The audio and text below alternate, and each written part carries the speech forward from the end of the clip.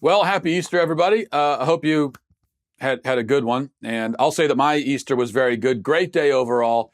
Kind of ruined, though, I got to be honest, at the very end, because I was waiting all day for my kids to go to bed so that I could go and raid their Easter baskets and take, whatever candy I wanted, such is my tradition. But when they finally went to bed and I went to go carry out the operation, I discovered that they'd eaten all the good jelly beans. Like all the red and orange ones were gone. I mean, they somehow picked through all of them, left me only the purple and green ones.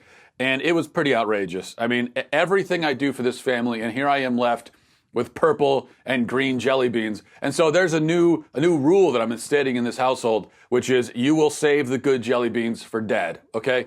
That's just the way it's going to be. Now, I know you might say, well, why don't you just go out and buy your own bag of jelly beans? You could buy as much jelly beans as you want. Well, and sometimes it does seem like we forget that we can do that as adults. Like you get really excited about stealing your kids' Halloween candy, going through their bag when they're asleep, and trying to find the little small Snicker bars and stuff. And it's almost like you forget that, well, you could just go to the grocery store and buy all the Snicker bars you want. You're a grown up. You can do that now. But what you don't understand is that unless you're a parent, it's hard to understand this. But stealing stolen candy from your kids tastes so much better than regular candy. There's something about the act of stealing it that makes it just sweeter. It's like a flavor enhancement. I can't really explain it, but that's just how it is. So now, unfortunately, no flavor enhancement could make purple jelly beans okay, and so nothing will ever balance out this injustice that I have suffered. But I won't harp on that too much. Before we get to the big news of the day, I want to tell you about speaking of food, I want to tell you about Wise Foods. We may not like to think about it, but disasters happen at any time. Hurricanes, tornadoes, earthquakes, floods, wildfires, power outages, even something like losing your job could be, now it might not be a natural disaster, but that is it could have a disastrous effect on yourself and your income and your life and your family. And it can put you in a spot where finding your next meal might be kind of difficult. So here's the good news. Wise Company freeze-dried food is easy to prepare, and it can be stored for up to 25 years, okay? Now, I can tell you that being prepared that way, knowing you have the provisions that you might need, it leads to, among other things, peace of mind, which is really priceless. So Wise Company takes an innovative approach in providing dependable, simple, and affordable freeze-dried food for emergency preparedness and outdoor use. And this is what really matters. Wise Company meals are designed to protect your most valuable asset, which of course is your family. When government resources are strained, it can be days, if not weeks, before you get to find fresh food and water. And you can't rely on someone else. You can't rely on the government. You can't rely on a friendly neighbor coming by and bailing you out. Self-sufficiency, that's not just the smart way, it's the American way. So this week, my listeners can get any Wise emergency or outdoor food product at an extra 25% off the lowest marked price at wisefoodstorage.com when entering Walsh, W-A-L-S-H, at checkout or by calling 855-475-3089. Plus, shipping is free. So Wise has a 90-day, no questions asked return policy. There's no risk in taking the initiative to get yourself and your family prepared today. That's wisefoodstorage.com, promo code Walsh, to get any Wise emergency or outdoor food product at an extra 25% off and free shipping. Wisefoodstorage.com, promo code Walsh. All right, tragedy in Sri Lanka on Easter as 290 people have been murdered in a series of 7 suicide bombing blasts, killing Christians at a number of churches. There were also blasts at other places, including a hotel. Government officials in the country have already pointed to an Islamic terror group called National Tawhid Jamaat. I'm probably mispronouncing that, but there's a Islamic terror group in the country that they're aware of and a bit on their radar screen. And so that's who they're pointing to in the early stages here. And this is the reality for Christians, okay? For many Christians outside of the U.S. And it's easy for us to get complacent in this country, to forget that our Christian brothers and sisters have to worry about these kinds of things when they head out the door for church on Sunday, especially on a day like Easter. we don't have to really worry about this. I mean, there have been attacks in this country as well, including just last year. But generally speaking, it's not the same as it is in other parts of the world. Especially, as I said, on these high holy days. You think about it was just 2 years ago on Palm Sunday in Egypt. Well over 100 Christians were killed in suicide bombings at churches. And now, of course, it's happening on Easter. What I want to emphasize here, first of all, is that while this is an enormous tragedy, it is not a unique occurrence. Okay? Attacks on Christians, especially by Islamists, have been an utterly routine thing for a very long time. The group Open Doors has some statistics on its website. It says each month. Okay, these are statistics, monthly statistics. Each month, on average, 345 Christians are killed for their faith. 105 churches or other Christian buildings are burned or attacked. Over 200 Christians are arrested and detained without trial. That's each month. Okay? So this, as I said, is a reality of life for many Christians worldwide. And it's important for us to recognize that. Christians are, by far, certainly among the most persecuted group in the entire world. And so think about even, this should be something that is a motivation to us, first of all, as Christians in this country, not just to pray for our persecuted brothers and sisters, which we should be doing, and not just to lend our help and our resources to them, which we should also be doing. So we need to be doing those two things. But the third thing that we can do in response to the persecution suffered by Christians overseas is to stop being such lazy cowards. That's another thing we could do. I mean, think about how much of an effort it is for us to just get ourselves to get up and go to church on a Sunday, and we're looking for a million excuses, and you'd rather stay home, sleep in, watch TV, whatever. Meanwhile, for us, going to church, it's a 10-minute drive. You go in, it's air conditioning. Maybe afterwards they have some food and drink in the church basement, or even there might even be food and drink during church, depending on which church you're going to these days. And so it's a perfectly wonderful, comfortable experience, no risk at all. It takes an hour of your time, maybe a little bit more than that. But still, somehow it's too much for a lot of us. We don't want to put that kind of effort into our faith and into communing together as Christians. Well, think about overseas. Not only are they going often to far less comfortable churches that are a lot further away. In a lot of these countries, places like Sri Lanka, okay, they're not going to have 10 churches on every block like we do in some places in America. So you're going a lot further. Church is going to be a lot less comfortable, and most pressingly of all, that you live in a hostile environment where there are radical Muslim militants all around, and it's just a matter of time before your church is targeted. And yet they still go, even in spite of that, while we just can't be bothered. So I think that's something that we should be doing as Christians. That's one way that we should be motivated to actually care about our faith, try to live according to it, take part in it, and expend maybe just a little bit of effort in being Christian. That's one thing I take from it.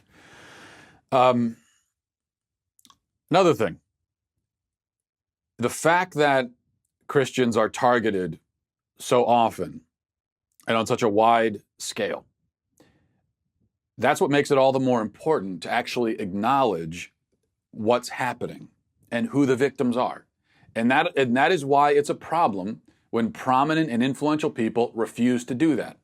Okay, so yesterday, shortly after the news broke of the attacks, several prominent Democrats released their canned statements of remorse, but they all used a certain phrase that has since gotten a lot of attention. Let me pull up So this is Barack Obama. This is what he tweeted yesterday. He said, "The attacks on tourists and Easter worshippers in Sri Lanka are an attack on humanity.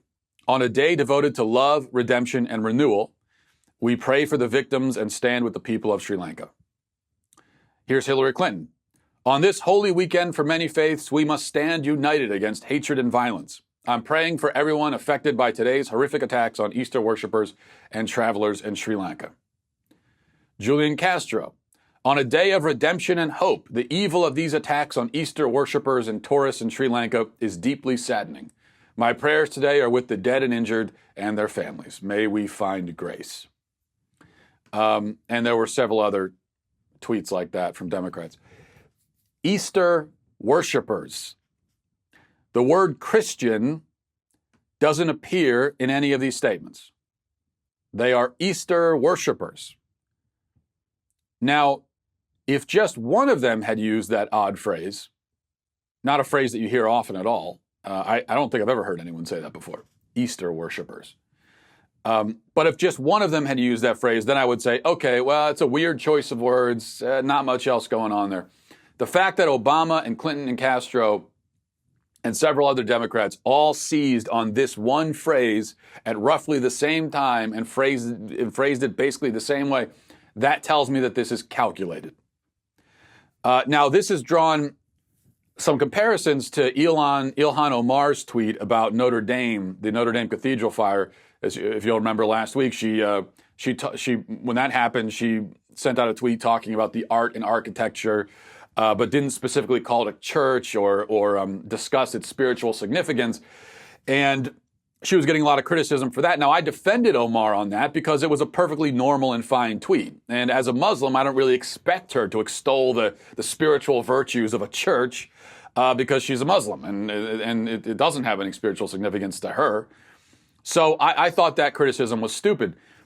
This is different, though, okay, because this seems very much like a decision was made to avoid using the word Christian and instead to adopt a kind of bizarre euphemism. Now, why do that? Well, because Christians are not an approved victim group. These people, Obama, Clinton, Castro, etc., they don't want us to immediately associate Christian with victim. They want, if anything, the opposite sort of association. They want us to associate Christians with terrorists and bullies. But if Christians are victims, that throws a wrench in the whole narrative, and that's the reason why they chose Easter worshipers instead. And I am 100% convinced that that was a decision, a calculated decision that was made. Now, of course, we all know when they say Easter worshiper, we know what they mean. We know that people who worship on Easter are Christians.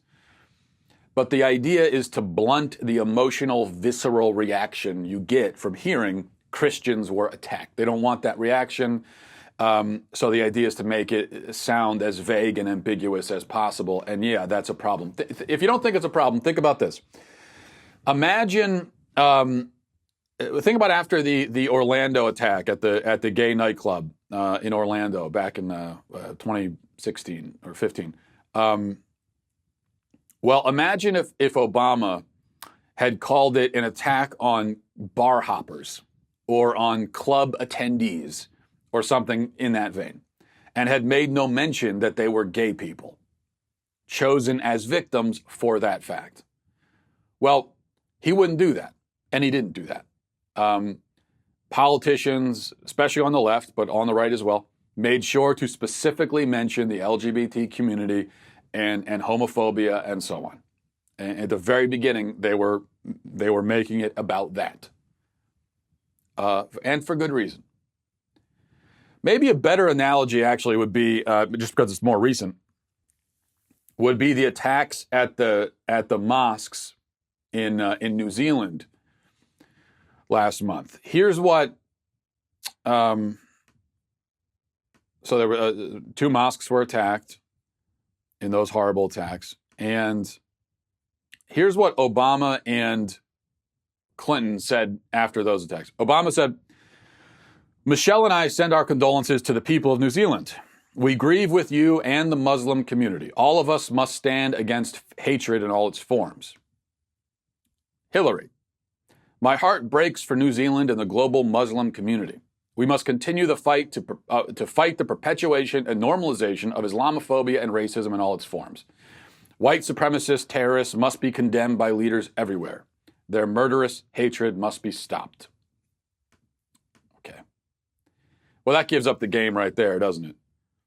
There was obviously a decision that was made to make sure to mention Muslim and Islamophobia, white supremacism. There was obviously a decision not to mention specifics yesterday. Okay, so you can't compare. I don't see how anyone could compare Hillary's tweet about the church attacks to her tweet about the mosque attacks and not see a problem. It's very clear. Okay? What she did not say, what she made a point of not saying is this is an attack on Christians. Islamic terrorism must be condemned everywhere. It's a worldwide scourge. Even though that's true, she didn't say it. The very fact that the term Islamophobia exists and Christophobia doesn't really exist, or though no one really uses it, even though Christians are killed by Muslims for their faith far, far, far more than the reverse, that tells you everything you need to know right there. It's all about narrative building. And that's all that these Democrats care about in any given situation.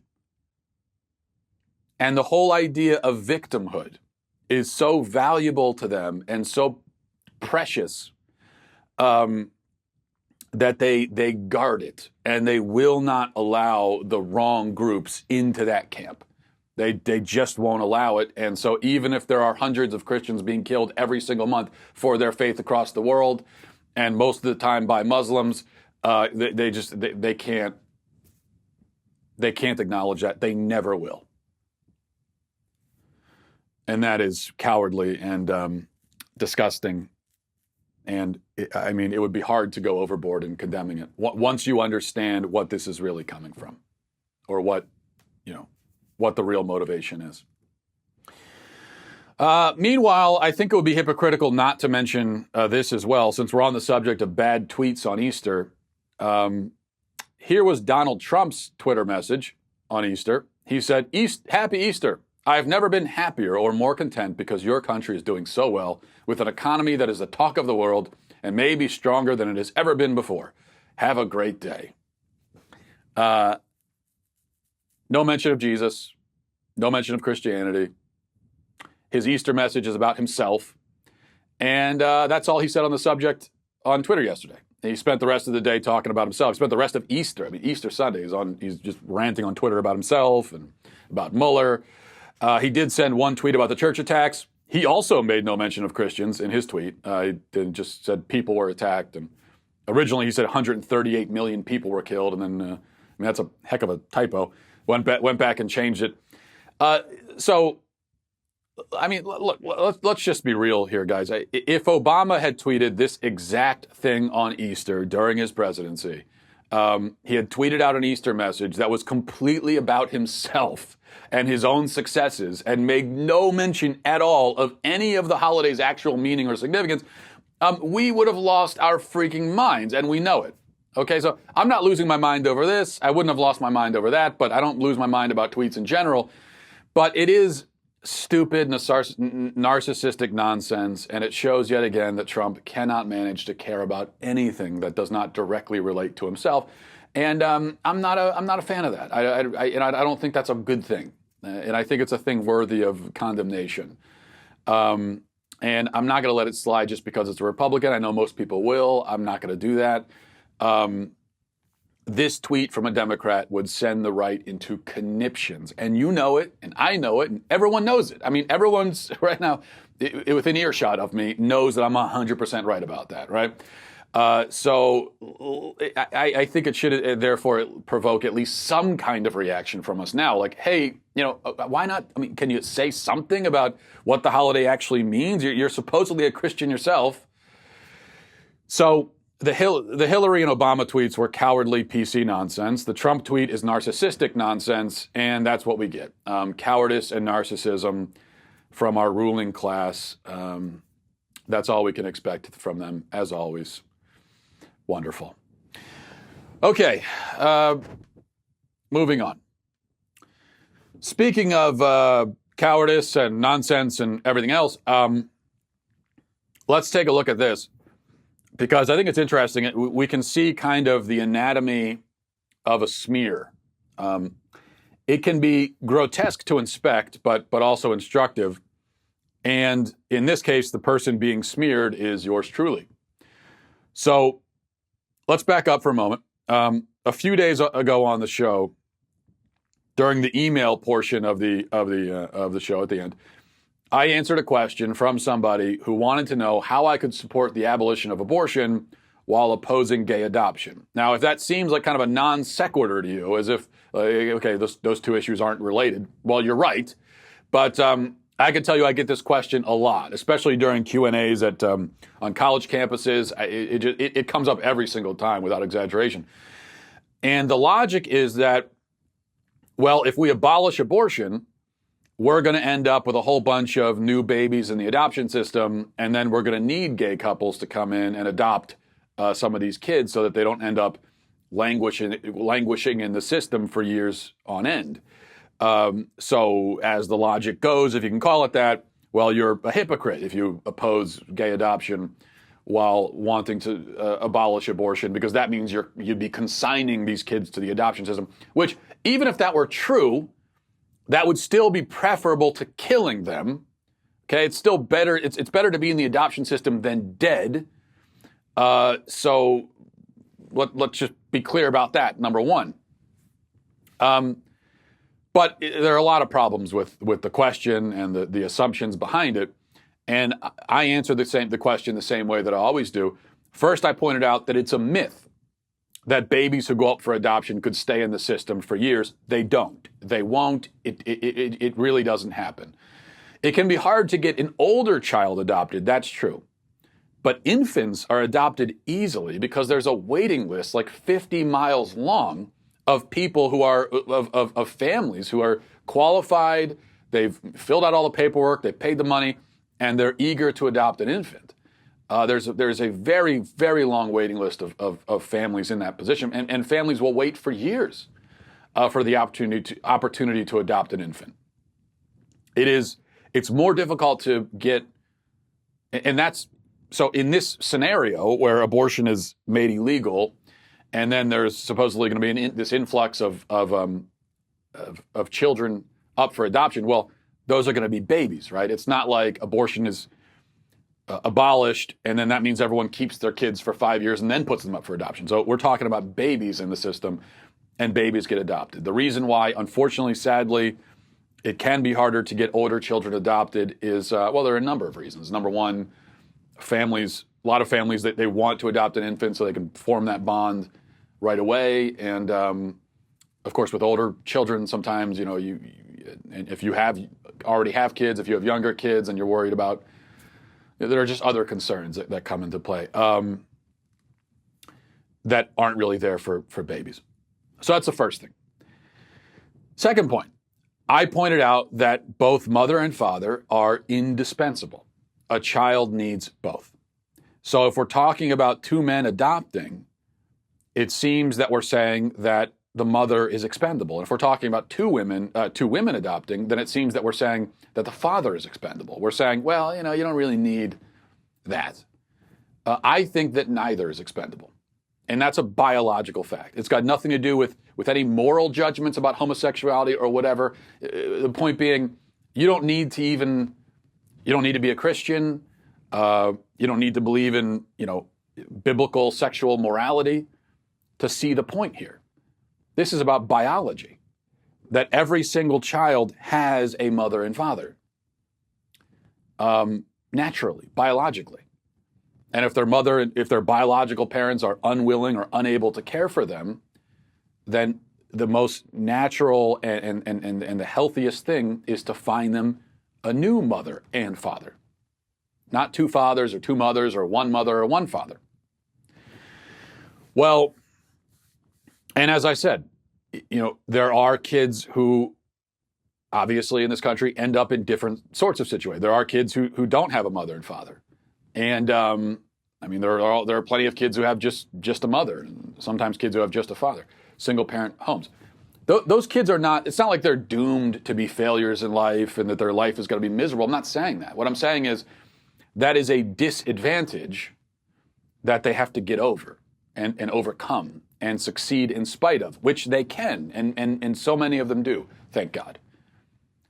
But if a kid's in the adoption system and we're trying to find a situation for them, don't we want to find them the best possible situation to give them the best possible chance? Well, one of the smear merchants over at Media Matters picked up on this segment, I guess because they monitor this show. So hi, guys, by the way. Great to have you. And they summarize, this guy, Jason Campbell, his Twitter handle, at Jason S Campbell, Campbell. This is how he summarized the point that I made. Here's the tweet here. I'll show it to you. He says, the Daily Wire's Matt Walsh would rather have kids in orphanages than with same-sex parents. So that's his characterization, okay? It's not a quote. That's his characterization of what I said. Well, the British publication called The Independent, they got wind of this, and they did their own article. And in their article, for the headline, they used that tweet. Okay, they used the tweet of some guy giving a biased paraphrase of what I said, and they made that the headline as if it was my quote when it was that guy's quote about what I said. So their headline in the Independent is, U.S. conservative says he would rather a child remain in an orphanage than be adopted by a gay couple. Well, here's the problem. I didn't say that. Okay, you could try to infer that. You can assume that that's what I meant. You can try to peer into my soul and read my mind. That's not what I said. So if you're going to put it in the headline that U.S. conservative says XYZ, well, it seems to me that the thing that you say that I said, I should have actually said, and I didn't say that. That is what someone else said. So here's a shot of the article by Greg Evans in the Independent. And then they quote me in the article, verbatim, and their quote does not support the headline. Here's what I said verbatim according to their own article. I'll just read exactly what I said. In my mind, every child needs and deserves a mother and father, and that's a biological need. There is a reason why every person in history has been created by a mother and father. So even if you don't want to use the word God, let's say nature clearly intends for a child to have a mother and father, which is why every child does have a mother and father. What I would ask you is, if we're talking about gay adoption, which of the two is expendable, mother or father? If we're talking about two gay men adopting a child, we can just get rid of the mother and say that a guy can do that. Well, a guy can't do that. A man cannot function as a mother. A man can be a very loving father, but he cannot be a mother. That is a role that he can biologically not fulfill, and there are certain emotional and psychological needs that a child has that if he does not have a mother at home will not be met. That doesn't mean the child is doomed and can't end up being happy and fulfilled in life, but he will be happy and fulfilled in spite of that disadvantage. Okay, so that's what they quote me as saying, but that's not what they put in the headline. So the headline should be, U.S. conservative says that mothers are indispensable. That's the headline, right? And that's a headline that everyone should be able to get behind. But they didn't want to put that in there because that doesn't make for a good headline, I guess. And then they go on to say in the article, Walsh's radical comments have been met with derision online by people aghast at his views on gay couples fostering children. Radical? What's radical about that? Anyone want to explain that to me? Jason Campbell, since you've apparently pulled the short straw and you have to watch my show, what you want to explain? Do you want to stop being a misquoting coward and actually address the point? You sniveling, conniving coward. You want to actually give it a shot? You want to use your brain for 10 seconds? Explain to me. Explain to me what's radical about the idea that children need mothers? Do you disagree? Do you disagree that children? I'm saying children need mothers. Mothers are great. Mothers are indispensable. Okay, it's the kind of the message you hear around Mother's Day every year. Well, does that scandalize you when you hear that, Jason Campbell? Does it scandalize you to hear that that mothers are indispensable and are great and children need them? Do you disagree? Well, explain to me why. Just come out and say that. Yeah, I mean, a man can do everything a mother can do. You don't really even need mothers.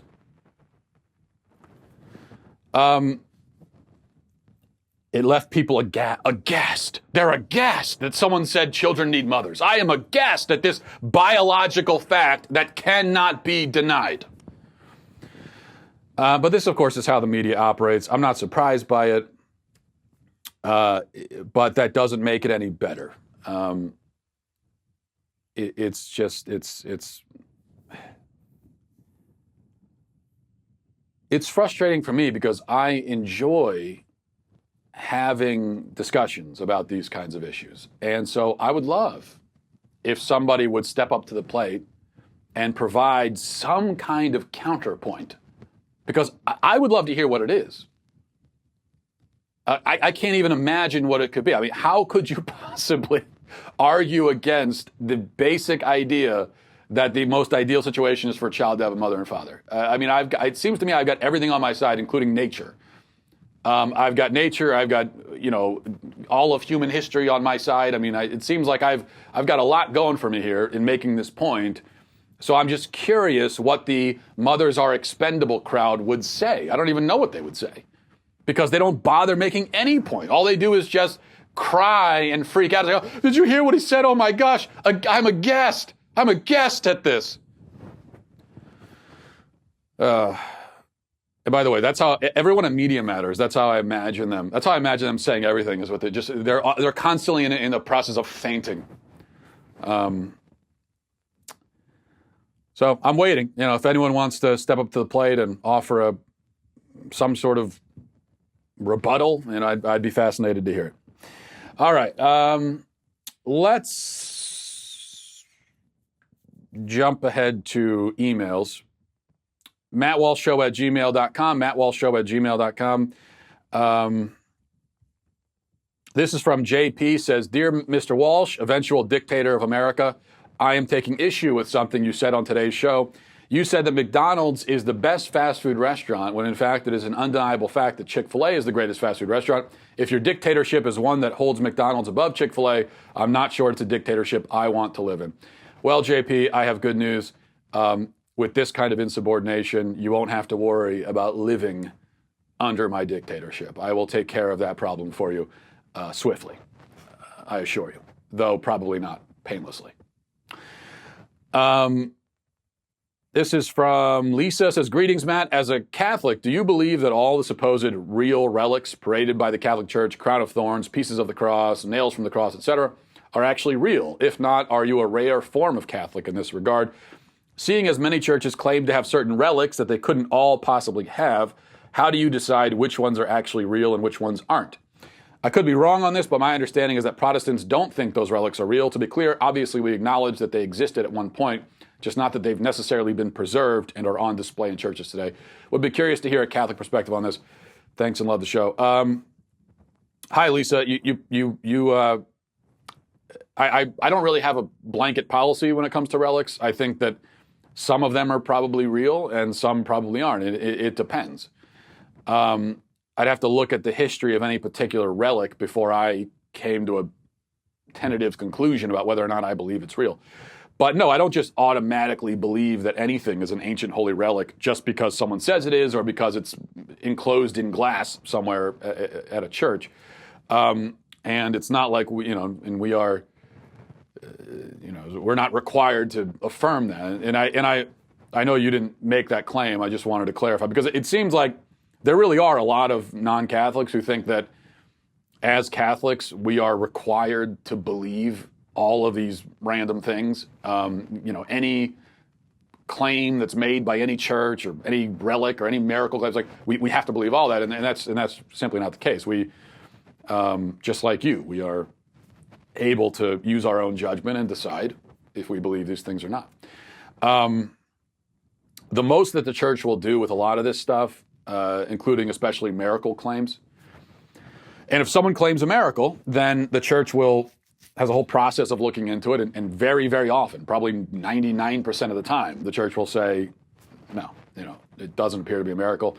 And then you got that 1% of the time, and in those cases, most of the time, the most the church will do is say that, okay, we've looked into this, and this is a miracle worthy of belief. You don't have to believe it, but we've looked into it, and seems to be a miracle. But at the end of the day, you can form your own conclusion. So that's kind of where I am with relics. Here's an example. This isn't really I don't know if I'd call it a relic per se, but I was just talking to my family about this yesterday at Easter. This claim, because some people in my family just came back from Italy, And I was asking them about this. There's this claim that I only recently heard about that the Holy Family's house was airlifted out of Nazareth by angels in the 13th century and transported to Italy, where it stands today. And people go and they visit it. A pope in the 1200s announced basically that the Holy Family's house had appeared there in Italy as a miracle. Angels had brought it. So I was asking some people in my family about this, and we got into a debate about it. Do I believe that angels transported a house to Nazareth? No, I don't. I really don't believe it. I think it's kind of silly, to be honest. I don't think there's any evidence, any reason to believe it. There should be evidence for something like for instance, there should be, if this house existed in the Middle East for 1,200 years, then people should have known about it, and then one day they should have shown up to pay their respects at the Holy Family's house, and oh, look at that, it's gone, right? But I'm not aware of anything like that. This house just appeared one day in Italy, and someone said it was the Holy Family's house. So that, I don't believe that. But do I believe, for instance, that Notre Dame had pieces of the crown of thorns? Yeah, sure, I do. I can't know for sure, but I think there is a history that you can trace. And with a lot of these relics, not all of them, but with a lot of them, you can trace the history pretty far back. You could look at a documented history that goes back to the early centuries of the church, and sometimes even more, and can get even closer to Christ than that. And when you've got something like that, then I think it's worthy of belief. And I certainly wouldn't go the opposite, to the opposite extreme and just dismiss all of that out of hand. Because it makes sense, right? That why wouldn't God have left us some relics, some keepsakes, if you will, for us to just have and cherish. All right, let's see. This is from Connor. Says, hey, Matt, Passover got me thinking tonight, and I think I managed to map out how reparations for slavery will work, and I wanted to get your opinion on it. Step 1, those with Egyptian heritage will pay all the Jews and Christians, for starters. Step 2, the Jews and Christians will then use that previously gotten money to pay those with African heritage, only if they're white, of course. Step 2A, Muslims will start paying each other for enslaving each other in the past. Step 3, those with African heritage will use their previously gotten money from Step 2 to pay each other similarly to how it worked in Step 2A for past Africans enslaving each other. Native Americans will pay each other too, I guess. They will work it out amongst themselves. Step 4, Chinese pay the Turks. The Portuguese will pay the Japanese. Klobuchar will pay her staff. This is a good one. Thank you for all you do, from Connor. Connor, I find your proposal totally acceptable. And I say, let's do it. I think the goal here has to be that we all end up with exactly the same amount of money that we started with. We'll just pass all the money around, and then we'll end up in the end where we started to begin with. This is from Garrett. Says, hey, Matt, yesterday I had the best conversation I've ever had at a bar. Me and 2 other young people had a deep discussion regarding Christianity and philosophy. We mostly disagreed, but agreed on a few things, and were incredibly cordial with each other. Before this, I had been rather negative about the state of such fundamental debates in our society, though after this, I am optimistic. Do you believe young people are talking about these things enough, or is the education system failing in that respect? Well, first of all, Garrett, you've stumbled on a fundamental truth, which is that the best philosophical and theological debates happen in dimly lit bars over a pint. And I firmly believe that. I do think that interesting and in-depth and edifying debates and discussions between people are very possible in our society, especially at a bar, but not only at a bar. But I think you need a couple of ingredients besides beer. Number one, the people who are conversing with each other need to actually respect each other as people. Because if you hate each other, there's no hope for a dialogue, right? So if you're sitting down for a beer with someone, that means that you respect them, because you wouldn't if you didn't. So that's the first thing you need.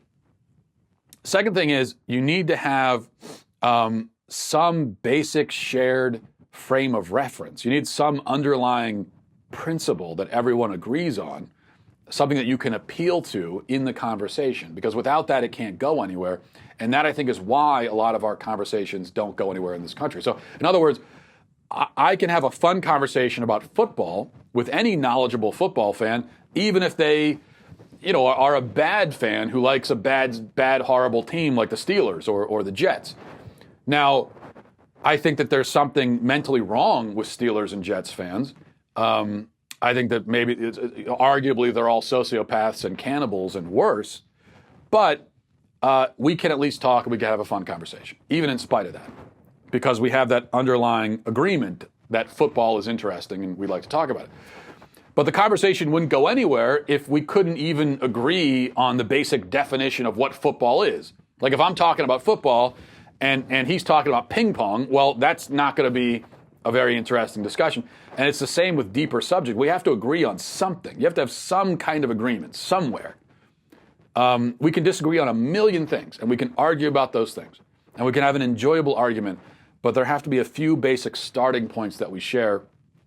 And the problem in our society, even apart from the education system or anything else, the problem is very often you've got two people or two groups that are arguing with each other, and they have no shared starting point. They have no frame of reference. They have no shared values, no shared priorities. Their fundamental concept of reality are completely opposite from each other. And so it's like you're speaking different languages. And I think that's our problem. All right, but I'm glad that you had that conversation. And I've had many of those myself, and they are very enjoyable. This is from David. Says, "Hi, Matt. You talk a lot about space aliens and similar subjects. That's true. My feeling, though, is that exploring space is an enormous waste of money when there's so much on Earth that needs fixing. How do you respond to that? Can we justify dumping billions into space for no reason? Just seems silly to me." I don't see anything silly about exploration, and I hear this a lot. I think it satisfies an essential human need. Okay, it's part of what makes us human. This reminds me of the conversation we had about beauty, after the Notre Dame thing. And I was trying to make the point that, yeah, beauty is not practical, but it's more than practical. It's deeper than that. It's more transcendent, right? There are needs that we have. There are practical needs that we have that put us in the same camp as like squirrels and ants and trees and so on. We need water and we need oxygen, physical needs. But then there are needs that we have that set us apart from all other known creatures. The hunger for beauty and for transcendence. That's what sets us apart from those other creatures. And so we shouldn't stifle those desires. We should follow them, even if it's impractical, even if it's expensive, even if it's risky. It's how we become really human, really ourselves. And I think the drive for discovery is like this. I think if we were to stop discovering, if we were to stop surging ahead, if we were to stop seeking new frontiers, I think we would stop essentially being a human civilization. We'd be just like some kind of ant colony, right? Obsessed with its own practical needs, its own basic survival, and nothing more. And who wants that? Who wants to be like that? I don't.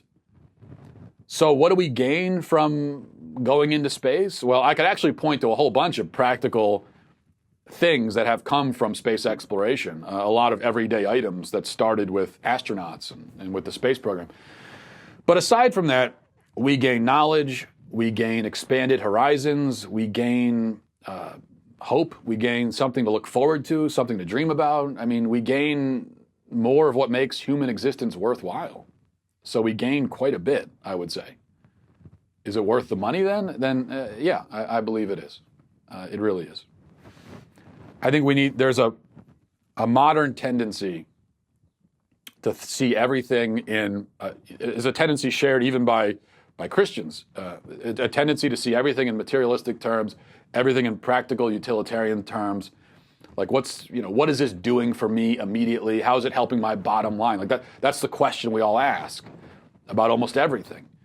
But there are things that are bigger than that. I mean, music. Who needs music, right? What do you need music for? It doesn't do anything for you. Doesn't pay the bills, most of us, unless you're a professional musician. You can't eat it, you can't drink it. But it makes life, it's another thing that part of what makes life worth living. It's part of what makes us human. All right. So we'll leave it there. Thanks, everybody, for watching. Thanks for listening. Godspeed. Today on The Ben Shapiro Show, devastating bombings by radical Islamists kill hundreds on Easter in Sri Lanka. Fallout from the Mueller report continues, and Elizabeth Warren makes a radical proposal. That's today on The Ben Shapiro Show.